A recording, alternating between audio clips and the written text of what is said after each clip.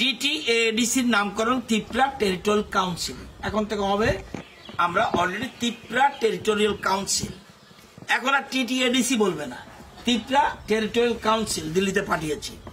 কারণ ত্রিপুরা শব্দটা অত্যন্ত গুরুত্বপূর্ণ, কিন্তু এটাকে কখনো কখনো কোন সরকার, কংগ্রেস, সিপিএম যারা আছে বা রিজনাল পার্টি সামান্য কিছু চেষ্টা করেছিল টিউজিয়ার, সামান্য শ্যামাচরণ ত্রিপুরা যারা তখন ছিল কিছুটা, নতুবা কেউ চিন্তাও করেনি, একমাত্র বিজেপি সেটা করেছেন।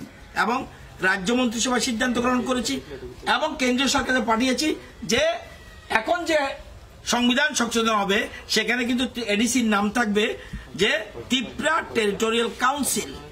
আপনারা জানেন, এবং 125তম সংবিধান সংশোধন করে আমরা বলছি যে ষষ্ঠ তফসিল এলাকায় যে জায়গাগুলি আছে সেগুলি বর্তমানে 28টা আসন আছে, কিন্তু 28টা আসনে ভুল হবে, 50টা আসন করো। কেন? আজকে এখানে ভগবান চৌধুরী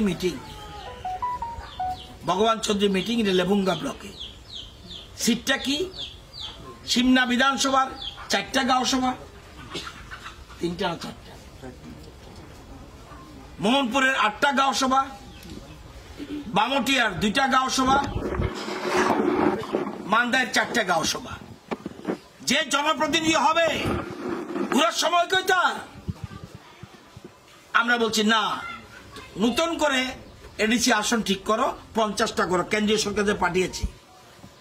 এবং ট্রাইবেলদের তো একটু আগে রঞ্জিত বলছিল, বিপ্লব দেব মনে হয় উনি বাঙালি না, এমন একটা ভাব, অর্থাৎ মনে হয় ট্রাইবেল জানে এটা ট্রাইবেল বাঙালির প্রশ্ন না, আসলে বাঙালি থেকে ট্রাইবেলরা পিছিয়ে আছে।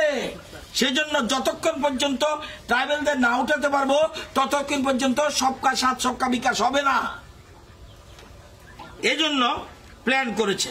এবং আপনারা জানেন 23 বছর ধরে কংগ্রেস ছিল দিল্লিতে, সিপিএম এর রাজ্যে বহু বছর, এবং 23 বছর ধরে রিয়াং শরণার্থী ট্রাইবেল তাদের সমস্যা সমাধান করতে পারে নাই।